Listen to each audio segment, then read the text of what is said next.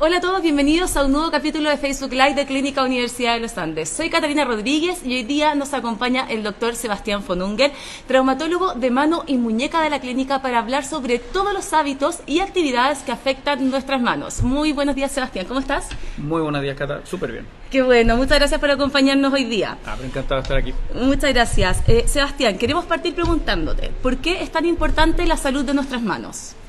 Bueno, acá probablemente voy a decir muchas cosas que son como obvias, pero las manos, tal cual como nos ven conversando ahora, son para nosotros medios de expresión, son medios tremendamente funcionales, o sea, cada cosa que nosotros hacemos la hacemos con las manos. Todas nuestras actividades laborales, las actividades deportivas, las hacemos la gran mayoría con las manos.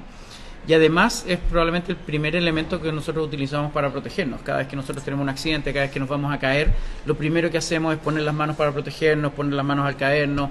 Si algo se nos viene a la cara, ponemos las manos para la protección. Entonces la verdad es que son estructuras que son tremendamente relevantes y están tremendamente expuestas. Y es por eso que cuidarlas es algo que es fundamental. Claro. Y Sebastián, ¿por qué, cuáles más bien son las patologías más comunes que tenemos en nuestras manos? Bueno, cuando hablamos de traumatología, en general uno habla de dos cosas en particular. Uno son las lesiones traumáticas de las manos, o traumatología en general, traumática, fruto de un accidente donde hay un mecanismo o una acción cuya energía es lo suficientemente importante para producir un daño, ¿ya?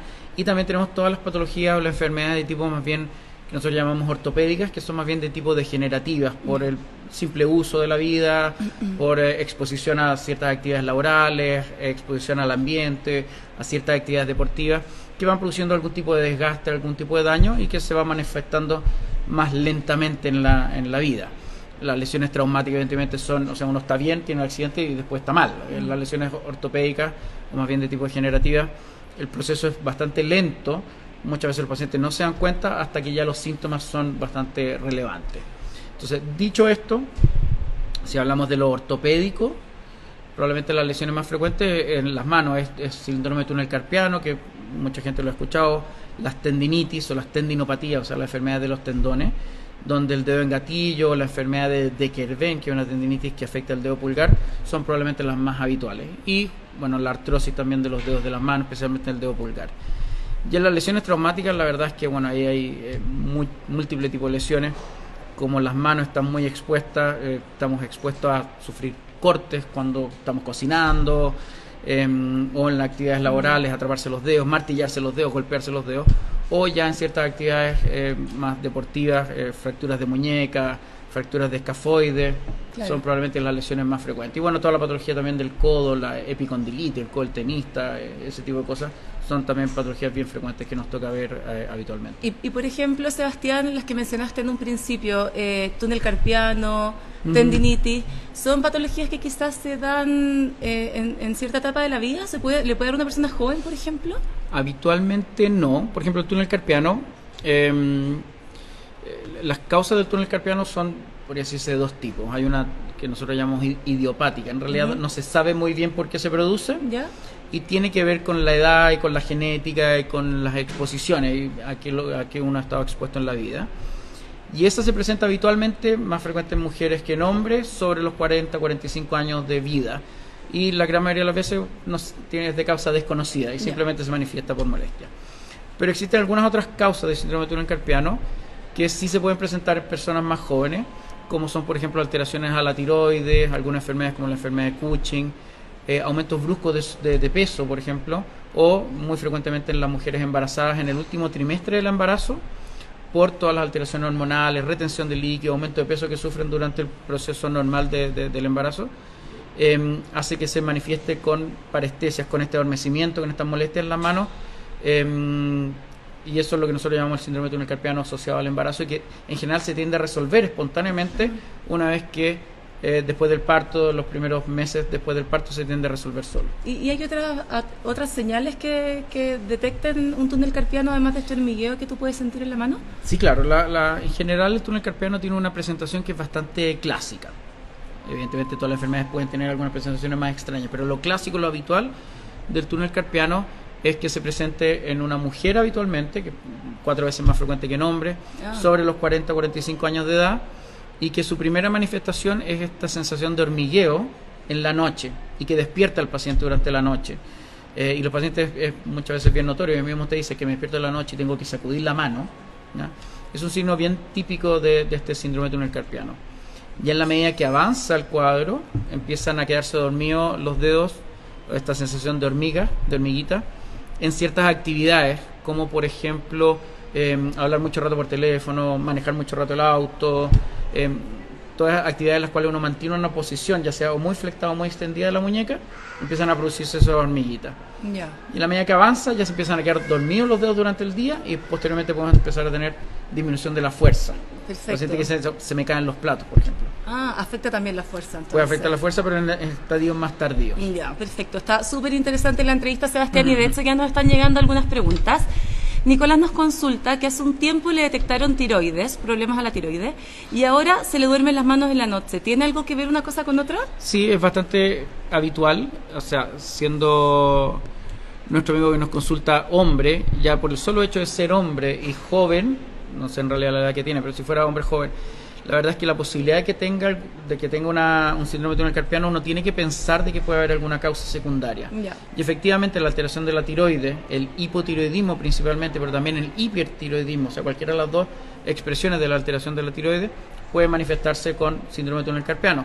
Y ahí lo primero que uno tiene que hacer es tratar la enfermedad, tratar el problema tiroideo y posteriormente evaluar. Si se resuelve con eso, fantástico, si no, hay que hacer el tratamiento específico del túnel carpiano. Perfecto, Sebastián. Y ahora nos llega otra pregunta también de Marcelo.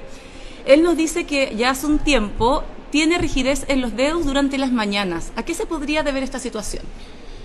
Bueno, la rigidez matutina es una patología, es un síntoma más que una patología, ¿ya? Que puede ser bastante frecuente, ¿ya? Si nuestro amigo o nuestro paciente es mayor de edad, sobre los 60 años, ya muchas veces puede ser algo normal. Efectivamente se va produciendo un poquito de degeneración, de envejecimiento de las articulaciones, y eso se puede manifestar con esta rigidez matutina. Pero también hay múltiples enfermedades que se pueden manifestar con rigidez matutina, como algunas enfermedades de tipo reumatológica, la artritis reumatoide, el lupus, por ejemplo la gota también, sí. Y otras enfermedades autoinmunes o inflamatorias articulares se pueden manifestar con rigidez matutina.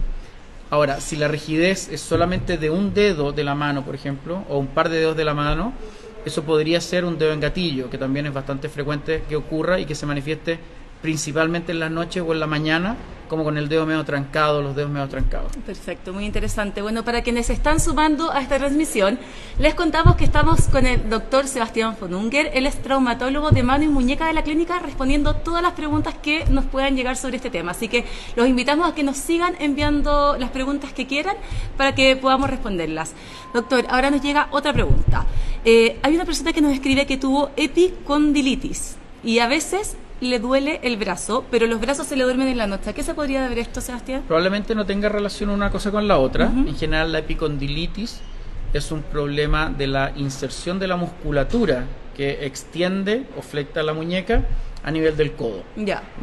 Y es un problema más bien tendíneo o muscular.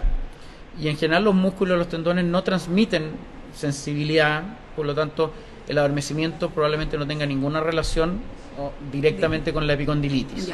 ¿Ya? La epicondilitis o el codo del tenista es una enfermedad que es más bien autolimitada, tiende a ceder sola en el tiempo, ¿ya? Y el tratamiento muchas veces se concentra en enseñarle al paciente nuevas técnicas de uso, algunos ejercicios de elongación, corrección, si esto se presenta por ejemplo en cierta actividad deportiva, uno puede hacer ciertas correcciones en el juego del tenis, en el golf o cualquier otro juego que involucre el uso de las manos, ¿ya? Para disminuir las molestias, disminuir los dolores, ¿ya? Y si nada de eso funciona, se puede hacer kinesioterapia, infiltraciones o incluso cirugía. Pero probablemente ese adormecimiento que el paciente relata no tenga directa relación y habría que ver cuándo se le duermen las manos, qué dedos de las manos se le duermen, si es toda la extremidad para poder determinar, ¿ya? La manifestación de un nervio afectado, ¿ya? Es muchas veces esto, el adormecimiento, las parestesias o la disminución de la fuerza. Y la verdad puede ser cualquier nervio de la extremidad superior el que se vea afectado. Por frecuencia, lejos lo más frecuente del túnel carpiano. y después de eso el compromiso del nervio cubital en el codo, ¿ya? Pero no es el único. Entonces, esos pacientes en realidad hay que hacer una anamnesis un poco más completa, o sea, entender bien la historia, cuáles son sus molestias, y un examen físico acabado para poder determinar cuál es el nervio que está afectado. Bueno, súper interesante, Sebastián. Nos siguen llegando preguntas ahora por Instagram, porque para que sepan, estamos en Facebook y también estamos en Instagram, así que nos pueden seguir y también mandar las preguntas que quieran por ese medio. Nos preguntan ahora, Sebastián, si hay ejercicios para las manos que permitan aliviar las molestias después de tejer. Es una pregunta súper interesante. Yo, cada vez que converso con los pacientes y cada vez que me hacen estas preguntas, siempre parto diciendo lo mismo. Cuando nosotros pensamos en una actividad deportiva, siempre nos preocupamos. O sea, nosotros habitualmente llegamos a nuestra actividad deportiva con cierta anticipación, empezamos de a poco, hacemos un precalentamiento, nos preocupamos de elongar, terminamos nuestra actividad deportiva y nuevamente elongamos, etcétera, etcétera. Sin embargo, nosotros no tenemos esa misma actitud cuando hacemos actividades también recreativas o del trabajo, sí, o laborales. Entonces de repente pasa mucho eso, que uno que le gusta tejer se pone a tejer y tejer y tejer y tejer y tejer y de repente se da cuenta que termina con dolor en las manos. Probablemente el problema no está necesariamente, no es que haya una enfermedad o una patología, lo primero que hay que pensar es que de repente uno se excedió un poco. Un paciente que sale a trotar y trota 20 kilómetros o corre una maratón y queda con dolor en las piernas, lo encuentra absolutamente normal.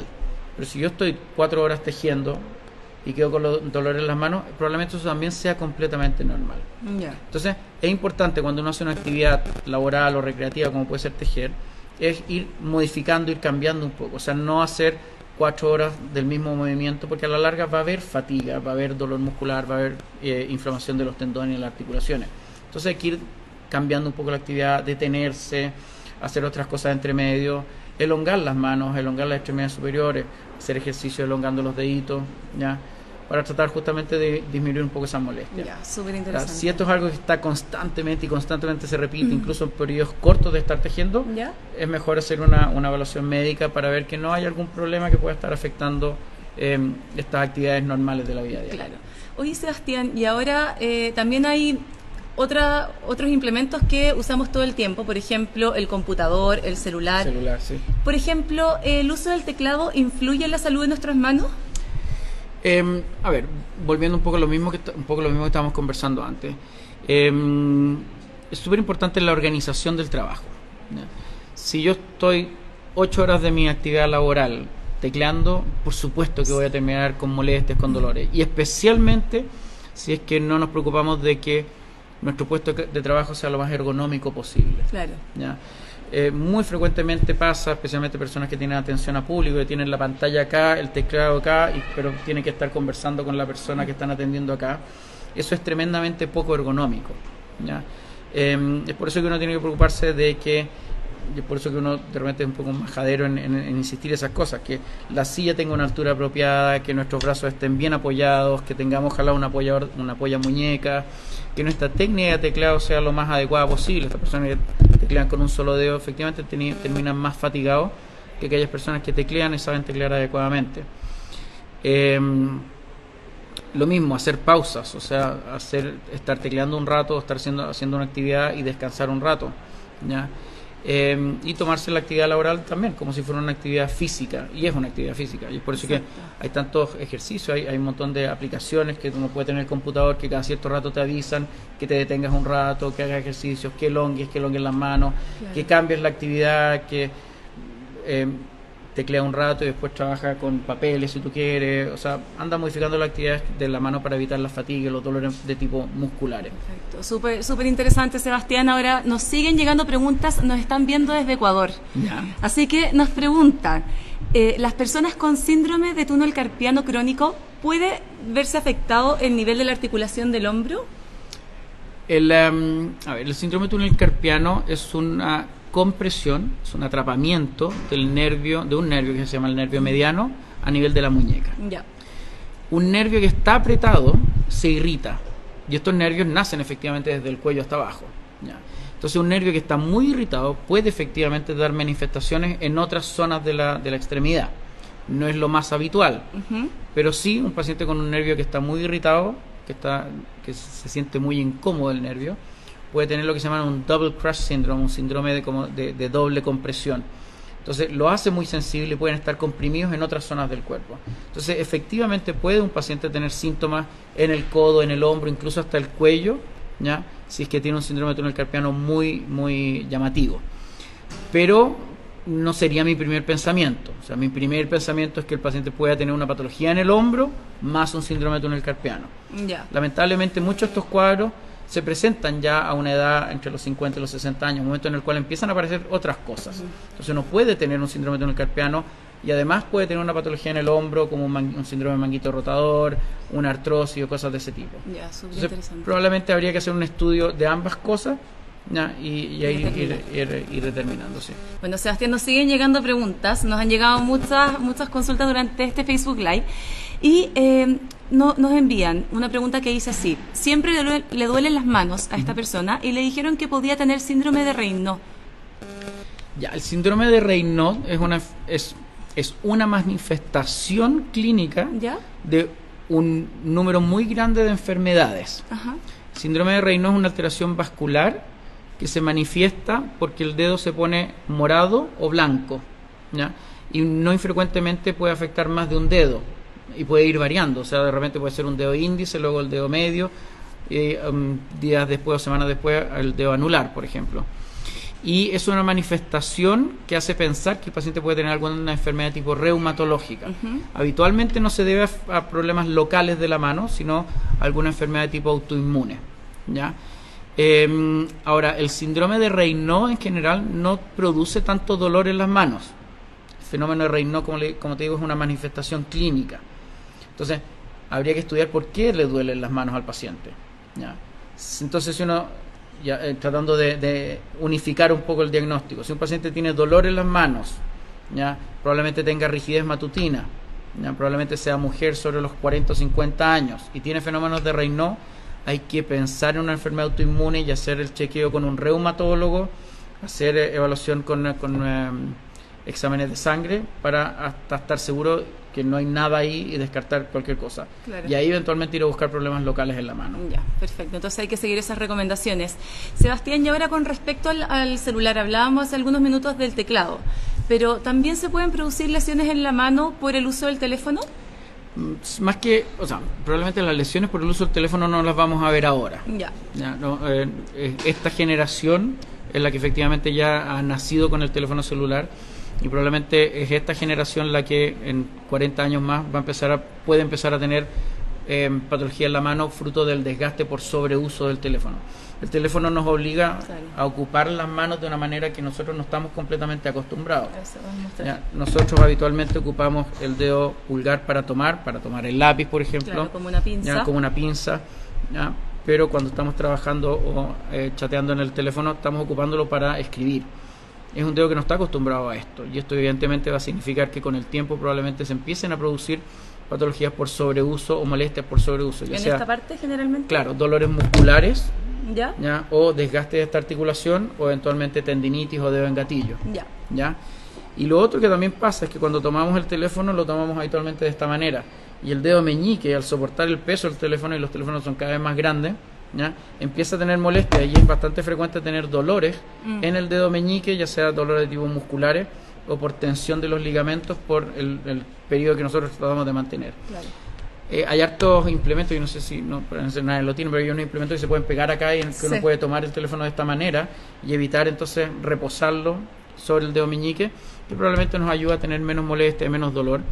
Pero evidentemente, y esto uno lo conversa constantemente con los pacientes y también como uno educa a sus hijos, hay que evitar la exposición a las pantallas, hay que tratar de no estar constantemente en el teléfono, porque aparte que no nos hace bien para la cabeza, digamos, tampoco le hace muy bien a las manos. Sí. Sebastián, ¿y también existen lesiones que puedan ser por sobrecarga? Claro, bueno, mucho de lo que estamos conversando son un poco lesiones por sobrecarga. Todas estas molestias en las manos son un poco en cierta medida lesiones por sobrecarga, el exceso de tecleado, el exceso del teléfono celular, pero también existen algunas enfermedades como típicas por sobrecarga. Una que es súper frecuente, por ejemplo, es en las mujeres en el posparto inmediato, los primeros 3-4 meses con la guagua, y hoy en día que los papás ayudan harto y que las abuelas de repente apoyan harto, nos ha estado llegando bastante. y es una tendinitis, una inflamación que se llama tendinitis de Kerven, que es una inflamación de los tendones que extienden el pulgar hacia arriba, que son estos tendones que están acá. Entonces los pacientes tienen dolor en esta zona de la muñeca, ¿ya? Y que probablemente está relacionado por el manejar a la guagua, el mudarla, el tener que levantar el peso de la guagua en algo que nosotros no estamos habitualmente haciendo ni estamos acostumbrados. Sí. ¿Ya? Y eso es, por ejemplo, una tendinitis bien típica por sobreuso y que habitualmente es de relativamente fácil manejo. Ya. Y entonces sí existe la... Y con respecto a las luxaciones, ¿por qué se puede producir una luxación en la mano? Las luxaciones son fruto de lesiones traumáticas. Las luxaciones no ocurren espontáneamente, a menos que tengamos algunas enfermedades reumatológicas muy avanzadas, en estadios muy avanzados, muy tardíos, pueden producir luxaciones por daño de la cápsula articular de los ligamentos. Ajá. Pero la gran mayoría de las luxaciones son fruto de un accidente o de un trauma. ¿Ya? Una típica caída, la típica luxación, por ejemplo, más frecuente es la luxación de esta articulación, que se llama la interfalangea proximal de los deditos. ¿Ya? Pasa en deporte, por ejemplo, deportes con pelota, el arquero muchas veces, o los que juegan fútbol, que de repente les llega el pelotazo en el dedo, se les va el dedo hacia atrás y se luxa, la articulación se sale de su posición. Si esta es la articulación, nosotros tenemos un rango de movimiento normal, pero cuando ese rango de movimiento se excede por el trauma, se puede salir la articulación de su posición.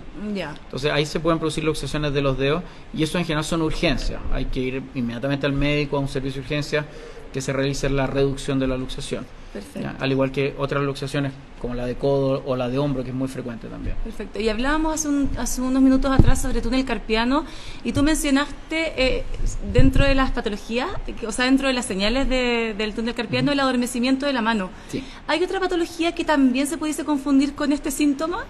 ¿Con adormecimiento de las manos? Sí.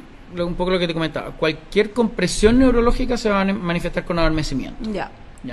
No todos los nervios inervan las mismas partes de la mano. Entonces muchas veces el paciente te dice, no, mira, se me duermen estos 3 deditos de la mano, y eso probablemente sea síndrome de túnel carpiano. Ajá. Que es como habíamos comentado previamente, es el atrapamiento del nervio mediano acá en la muñeca. Pero el nervio mediano también se puede atrapar acá arriba en el brazo. Y eso puede producir adormecimiento de estos dedos, más adormecimiento de la palma, más adormecimiento del antebrazo por acá. El otro compromiso o neuropatía frecuente es la del nervio cubital, que es un nervio que pasa por acá. Bueno, todos nacen del cuello desde arriba. Pasa por acá, pasa por el codo, y en esta zona en el codo a veces se puede irritar. Y eso produce adormecimiento en realidad de estos dedos principalmente. De estos dedos de la mano, o el borde, nosotros llamamos el borde cubital o el borde lateral de la mano y del antebrazo. Entonces sí se pueden confundir. Aparte que, para complicar más la cosa, los nervios además tienen interconexiones unos con otros. Entonces, a veces esas interconexiones pueden hacer que el patrón de compromiso de los nervios no sea tan claro como estos 3 dedos por aquí, estos dedos por 2 dedos por allá. No, a veces se mezclan y son los 5 dedos o otras cosas, pero sí. Claro. Sebastián, ¿ya existen hábitos que podamos cambiar y que mejoren la salud de nuestras manos? Existen muchos hábitos que nosotros podemos hacer que mejoran la calidad de vida en general y de las manos en particular. Existen, por ejemplo, ya en cosas bien simples como las comidas. Por ejemplo, si uno se alimenta adecuadamente, si uno, por ejemplo, disminuye un poquito las carnes rojas, aumenta el consumo de algunas comidas que son un poquito más antiinflamatorias, como algunas frutas, verduras, jengibre, piña, etcétera, etcétera, uno puede tener efectivamente una menos molestias, menos dolor, y evidentemente mantenerse bien alimentado y sano. Con respecto al uso de las manos, evidentemente tener harto cuidado con las actividades deportivas, lo que estamos conversando. El deporte, lamentablemente, uno se expone a ciertos riesgos, ¿ya? Con esto no estoy diciendo no hagamos deporte, sino que hay que ser bien cuidadosos en cómo realizamos el deporte, e ir progresando y aumentando, y haciendo un aumento en nuestra actividad en forma progresiva, evitar tomar ciertos riesgos, ¿ya? Y eso nos ayuda evidentemente a disminuir la posibilidad de tener lesiones, ¿ya? Ser bien cuidadosos en la cocina, en las quemaduras, los cortes, ese tipo de cosas, que son cosas como de cuidado habitual y constante. Tener un buen estado físico evidentemente nos ayuda, ¿ya? Si yo tengo un muy mal estado físico, si yo no tengo una buena potencia muscular, evidentemente voy a tener fatiga muscular antes, se me van a cansar más los brazos, puedo tener más dolores, más molestias. ¿ya? Si yo tengo sobrepeso, la posibilidad de que tenga síndrome de túnel carpiano, por ejemplo, u otro tratamiento neurológico es más alta. Sí. Es más alta. Entonces, el solo hecho probablemente de llevar una vida saludable, ¿ya?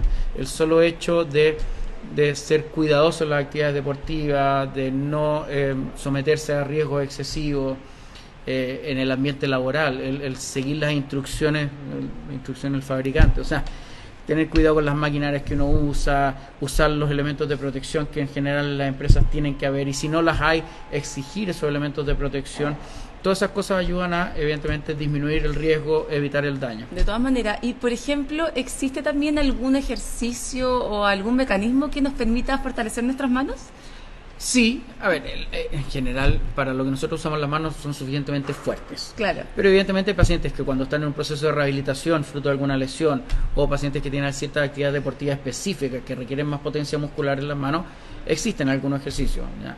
Esta bendita pelotita que le venden a uno para hacer ejercicio ayuda, pero más a desestresar que otra cosa, pero también ayuda. Sí. Pero existen algunos implementos que están diseñados para ir fortaleciendo la musculatura intrínseca a la mano, la musculatura del antebrazo.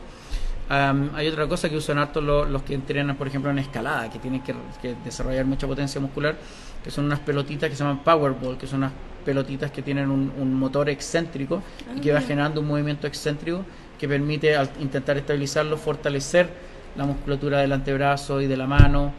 Hay ejercicios que uno puede hacer muy simples. Tú puedes, de repente los pacientes que estoy rehabilitando, para que hagan ejercicio en la casa, tú le pides que compren un tubo de PVC, ¿ya? Le hacen un hoyito al tubo de PVC, amarran una cuerda y ponen un peso abajo de 1 kilo, 2 kilos. Entonces toman el tubo de PVC y van enrollando el peso y luego van desenrollando el peso, y eso ayuda también a estabilizar, a fortalecer la musculatura estabilizadora de la muñeca, de la mano, etcétera. Ya, excelentes recomendaciones, Sebastián. Y la importancia también de la elongación, porque tú lo comentaste hace unos minutos atrás en la entrevista, pero acordarnos siempre la importancia de estirar los dedos, de estar moviendo la mano constantemente. O sea, en todas las articulaciones, en todos los segmentos corporales, el movimiento es salud. O sea, en la medida que uno mueva, esas son articulaciones que siempre van a estar más sanas, músculos que van a estar más fuertes y más sanos, huesos que van a estar mejor calcificados, etcétera, etcétera. O sea, el movernos es fundamental, ¿ya?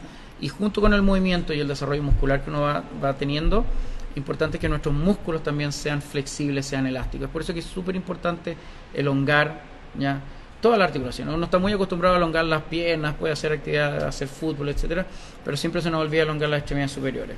Y las extremidades superiores también sufren, y muchas de las molestias y las quejas que los pacientes que vienen a consulta son muchas veces solamente por dolores musculares, por una inadecuada enfrentamiento deportivo. Mucha actividad deportiva, ya con las manos, mucha pesa, mucha cuestión, pero poco elongación post la actividad o incluso antes o durante la actividad. Perfecto, Sebastián. Entonces vamos a seguir todas estas recomendaciones. Encantado. Y te agradecemos todo el tiempo también y la buena disposición con esta entrevista. Muchas gracias a ustedes por la la verdad es que invitación. nos llegaron muchísimas preguntas, Qué bueno. así que respondiste varias dudas.